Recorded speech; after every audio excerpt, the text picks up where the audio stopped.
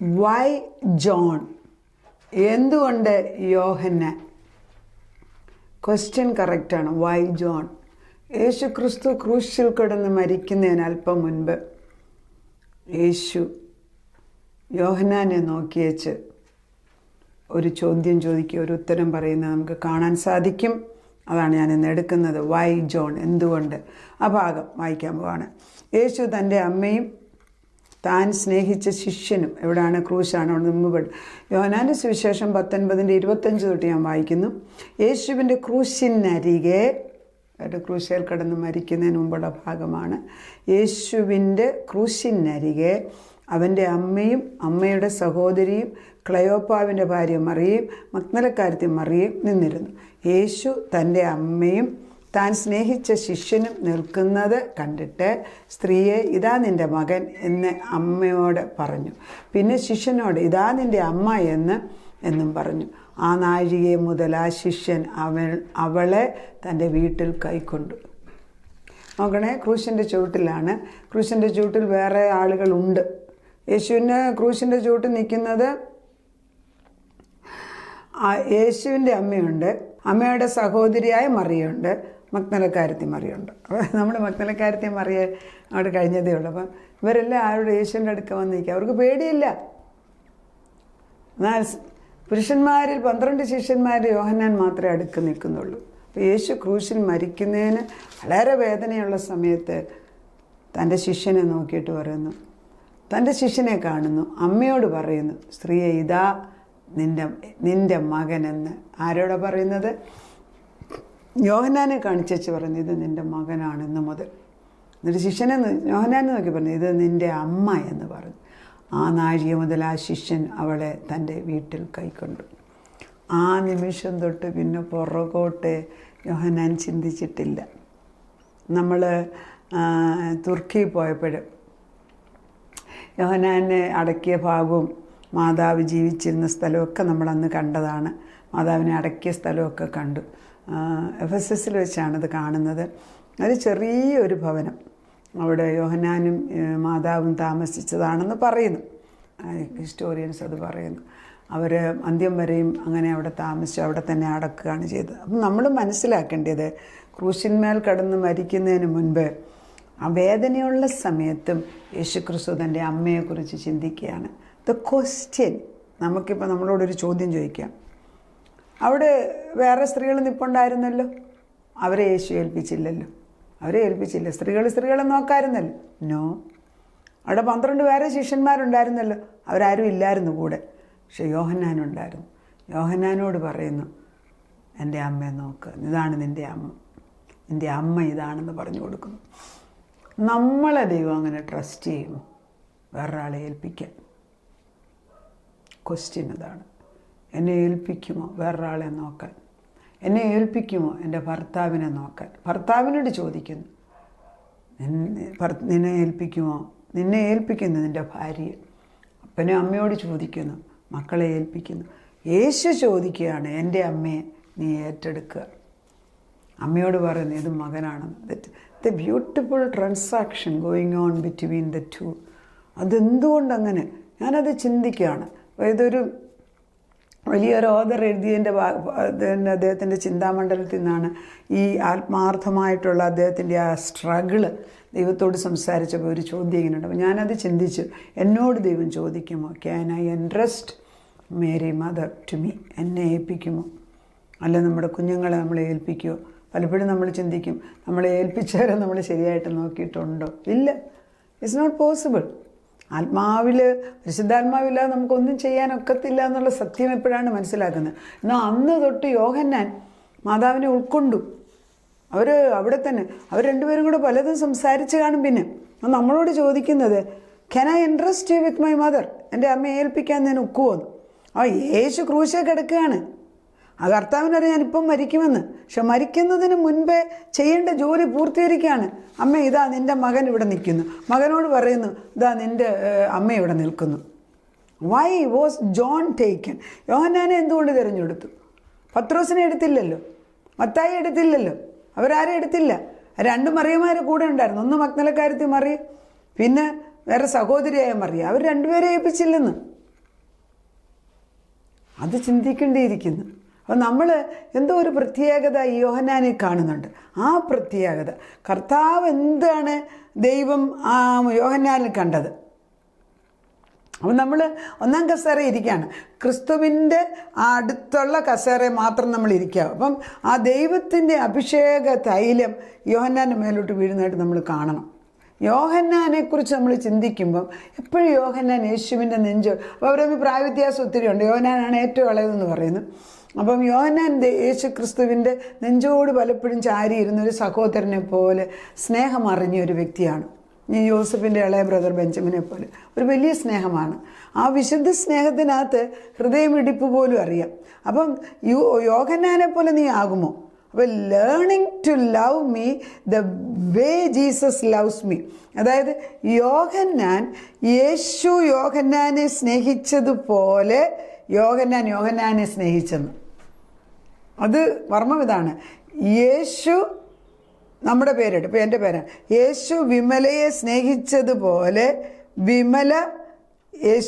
വിമല എന്നെ തന്നെ സ്നേഹിക്കുന്നു. അതായത് എനിക്ക് എന്നെ തന്നെ സ്നേഹമുണ്ടോ? ഏത് സ്നേഹമാണ്? യേശുവിൻ്റെ അൺകണ്ടീഷണലായിട്ടുള്ള ആ വിശുദ്ധ സ്നേഹത്തിൽ എന്നെ പൊന്നു മകളായിട്ട് സ്നേഹിക്കുന്നത് പോലെ ഞാൻ എന്നെ തന്നെ സ്നേഹിക്കുന്നുണ്ടോ?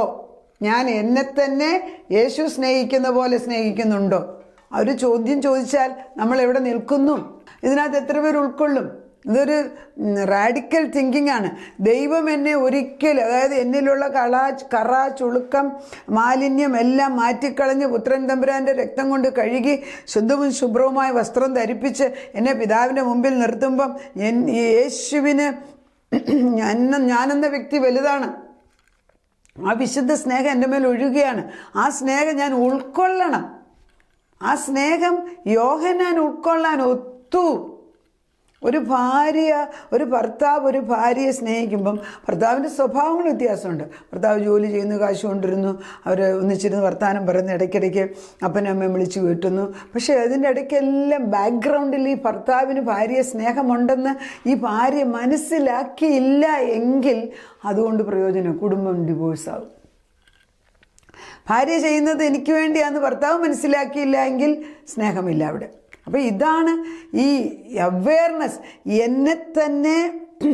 എന്നെ ക്രിസ്തു സ്നേഹിക്കുന്ന സ്നേഹത്തിൽ, ക്രിസ്തു എന്നെ സ്നേഹിക്കുന്ന സ്നേഹത്തിൽ ഞാൻ എന്നെ തന്നെ സ്നേഹിക്കണം. അത് പറഞ്ഞു പഠിപ്പിക്കാൻ ഇച്ചിരി പാടുണ്ട്. ഞാനിത് ക്ലാസ് എടുത്തപ്പം വളരെ പ്രയാസമായിട്ട് എനിക്കും തോന്നി. യേശുവിൻ്റെ സ്നേഹം യോഹന്നാൻ തന്നിൽ തന്നെ കണ്ടു. യോഹന്നാനിൽ യേശു തന്നെ കണ്ടു. കറക്റ്റ് അല്ലേ? യോഹന്നാനിൽ യേശു തന്നെ, യേശുവിനെ യോഹന്നാനിൽ കണ്ടെന്ന്. അതിൻ്റെ അർത്ഥം ദൈവത്തിൻ്റെ അതേ ആത്മാവാണ് യോഹന്നാനിൽ ഓപ്പറേറ്റ് ചെയ്തത്. മോശയുടെ ആത്മാവിനെ കൂടെയുള്ള 70 പേർക്ക് ഡിസ്ട്രിബ്യൂട്ട് ചെയ്യുന്ന പഴയ നിയമത്തിൽ വായിച്ചതുപോലെ തന്നെ യേശു പറയുന്നു, ഞാൻ എൻ്റെ പരിശുദ്ധാത്മാവിനെ നിങ്ങൾക്ക് തരുമെങ്കിൽ ആ ആത്മാവ് എൻ്റെ ആത്മാവാണെങ്കിൽ ഞാൻ സ്നേഹിക്കുന്നത് പോലെ നിങ്ങൾ നിങ്ങളെ തന്നെ സ്നേഹിക്കും.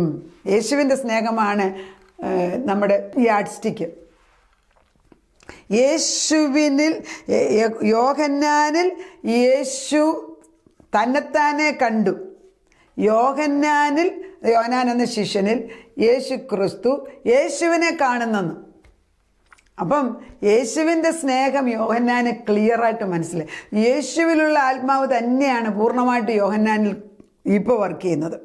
അപ്പം സ്നേഹം വരുമ്പം ഭയം പുറത്താകും. അതുകൊണ്ട് എന്ത് സംഭവിച്ചു? ഭയമില്ലാത്തതുകൊണ്ട് യോഹന്നാൻ വന്ന് കുരിശിൻ്റെ ചുവട്ടിൽ നിന്നു. ബാക്കിയുള്ള 3 സ്ത്രീ, അമ്മയ്ക്ക് ഭയമില്ല, കാരണം സ്വന്തം മകനാണ്. ബാക്കിയുള്ളവർ അമ്മയുടെ സ്നേഹത്തിൻ്റെ, മക്കളുടെ കാര്യത്തിലും ഒരു സ്നേഹമാണ്. ഇവരൊക്കെ ഇവിടുന്ന് നിൽക്കുമ്പോൾ ആ സ്നേഹത്തിൻ്റെ ആഴത്തിലാണ് അവരെല്ലാം യേശുവിൻ്റെ സ്നേഹത്തിൽ തന്നെത്താനെ മനസ്സിലാക്കി. യേശുവിൻ്റെ സ്നേഹം, നമ്മുടെ ഹൃദയം നമ്മളെ കുറ്റം വിധിക്കരുത്. നമ്മുടെ ഹൃദയം ക്രിസ്തുവിലാകുമ്പം ക്രിസ്തു എന്നെ പൊന്നു മകളെ എന്ന് വിളിക്കുന്നെങ്കിൽ ആ സ്നേഹത്തിൽ ഞാൻ ജീവിക്കാൻ പഠിക്കണം.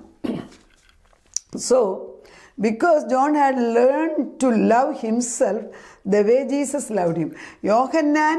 യേശു യോഹന്നാനെ സ്നേഹിച്ചതുപോലെ യോഹന്നാനെ സ്നേഹിക്കാൻ തുടങ്ങിയപ്പോൾ രണ്ടുപേരുടെ സ്നേഹം ഒന്നാണ്. കറക്റ്റ്. അതാണ് ഭാര്യ ഭർത്താവിൽ അതാണ് വരേണ്ടത്, അമ്മ അപ്പനും മക്കളിൽ അതാണ് വരേണ്ടത്. പിതാപുത്ര പരിശുദ്ധാത്മ ആ സ്നേഹമാണ് കണ്ടിന്യൂസ് ആയിട്ട് നിൽക്കുന്നത്. ആ സ്നേഹം നമ്മളിൽ വരുമ്പം ആ സ്നേഹം ഭയത്തെ പുറത്താക്കും, ആ സ്നേഹം അവിശ്വാസത്തെ അടിച്ചു മാറ്റും, ആ സ്നേഹം ദുഷ്ടതയെ അടിച്ചു മാറ്റും. ആ സ്നേഹത്തിനകത്ത് കലർപ്പില്ല, വിശുദ്ധമായ സ്നേഹം. ദാറ്റ് ഈസ് വൈ യോഹന്നാനെ നോക്കിയപ്പോൾ തന്നെ കണ്ടു. അതുകൊണ്ട് എൻ്റെ അമ്മയെ ഈ മകനെ ഏൽപ്പിക്കാമെന്ന് യേശു തീരുമാനിച്ചത്. കർത്താവ് നമ്മളെ ഏൽപ്പിക്കുമോ?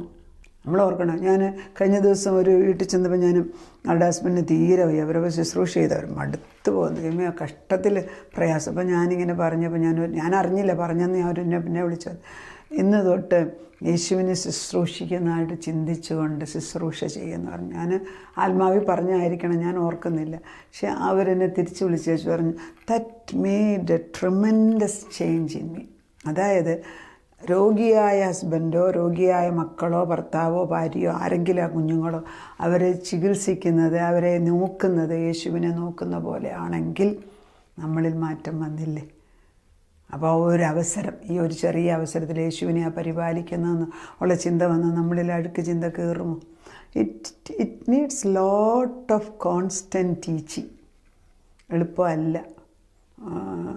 എൻ്റെ ഫ്രണ്ട് വിളിച്ചേച്ച് പറഞ്ഞു, ഞാൻ ഇപ്പോൾ എൻ്റെ ഹസ്ബൻഡിനെ യേശുവിനെ ചികിത്സിക്കുന്നത്. അപ്പോൾ ഞാൻ പറഞ്ഞു, അല്പകാലത്തേക്ക് യേശുവിനെ ചികിത്സിക്കാൻ ഒരു സമയം കിട്ടുന്നെങ്കിൽ അത് ശരിയായിട്ട് ഉപയോഗിക്കുക. എല്ലാവർക്കും ആ വരമില്ല കേട്ടോ. ആ വരം അവർക്കുണ്ട്. അവരുടെ സഹനശക്തി കാണുമ്പോൾ ഞാൻ ദൈവത്തെ സ്തുതിക്കാറുണ്ട് എങ്ങനെ ചെയ്യുമെന്ന്. നമ്മൾ ചുറ്റുപാട് നോക്കുമ്പോൾ ദൈവസ്നേഹം വ്യാപരിക്കുന്ന കുടുംബങ്ങളുണ്ട്, വ്യക്തികളുണ്ട്. കണ്ടുപഠിക്കുക. ദൈവത്തിൻ്റെ ആത്മാവ് നമ്മളിലും പകരട്ടെ. നമുക്ക് പ്രാർത്ഥിക്കാം. അതാ നീ ചോദിച്ചല്ലോ, എൻ്റെ അമ്മയെ ഏൽപ്പിക്കുക, ഞാൻ ഏൽപ്പിക്കട്ടെ എന്ന്. കർത്താവ് ചോദിക്കണമെങ്കിൽ അത്രമാത്രം സ്നേഹം യോഹന്നാനിൽ കണ്ടില്ലേ? യോഹന്നാൻ അത് അച്ചട്ടായിട്ട് ചെയ്തു. അവർ രണ്ടുപേരും ഒരിക്കലും പിന്നെ മാറിയിട്ടില്ല. യോഹന്നാനും അമ്മയും കൂടെ ജീവിച്ച സ്ഥലം ഞാൻ കണ്ടതാ കർത്താവേ. ഒരു ചെറിയൊരു ഭവനം, അന്ത്യകാലം വരെയും എല്ലാം മാറ്റി വെച്ചിട്ട് സ്വന്തം അമ്മയെപ്പോലെ നോക്കാൻ ദൈവം ഏൽപ്പിച്ചത് യോഹന്നാനെയാണ്. യോഹന്നാനിൽ ക്രിസ്തുവിൻ്റെ സ്നേഹമാണ് കണ്ടത്. ഞങ്ങളിലുണ്ടോ അപ്പച്ച? ഇല്ലെങ്കിൽ ചോദിക്കുന്നു, ഞങ്ങളിൽ അത് ഇട്ട് തരണമേ. യോഹന്നാനിൽ കണ്ട ക്രിസ്തുവിൻ്റെ സ്നേഹം ഞങ്ങളിൽ ക്രിസ്തുവിൻ്റെ സ്നേഹം ഇട്ട് തരാതെ അത് മുകളിൽ നിന്ന് താഴോട്ട് ഇട്ട് തരണം. ഞങ്ങൾ വിചാരിച്ചൊക്കത്തില്ല. ചോദിക്കുന്നു. അങ്ങനെ ഒരു ആവശ്യമുണ്ട്. ഞങ്ങളുടെ ഭവനങ്ങളിൽ ആവശ്യമുണ്ട്. ഭർത്താവിൽ, മക്കൾ, മരുമക്കൾ, ഞങ്ങൾ ഇടപെടുന്ന വ്യക്തികളിൽ അതാ നിനക്കിഷ്ടമില്ലാത്ത വഴിയിൽ പോകാൻ ഇടയാക്കല്ലേ. എത്രയോ പെൺമക്കളാണ് വിളിച്ച് പറയുന്നത്, ദുഷ്ടാത്മാവിൻ്റെ ലസ്റ്റ്ഫുൾ സ്പിരിറ്റിൽ നിന്ന് രക്ഷപ്പെടാൻ ഒക്കുന്നില്ലെന്ന്. കർത്താവ് ശമര്യക്കാരിയായ സ്ത്രീയെ കണ്ടതുപോലെ നിൻ്റെ നിത്യമായ വെള്ളം കൊടുത്തിട്ട് നിത്യജീവനിലേക്ക് മാറ്റി മറിച്ച് അവർക്ക് പുതിയ ജീവൻ കൊടുക്കണമേ എന്ന് ഞങ്ങൾ പ്രാർത്ഥിക്കുന്നു. ആ സ്നേഹത്തിൻ്റെ ആഴം ഞങ്ങളിലേക്ക് പകരട്ടെ. നാഥനത് ചെയ്യുന്നതിനാൽ സ്തോത്രം. പ്രാർത്ഥന കേട്ട് ഉത്തരം തന്നതിന് നന്ദി. യേശു ക്രിസ്തുവിൻ്റെ പൊന്നുനാമത്തിൽ തന്നെ. ആമേൻ.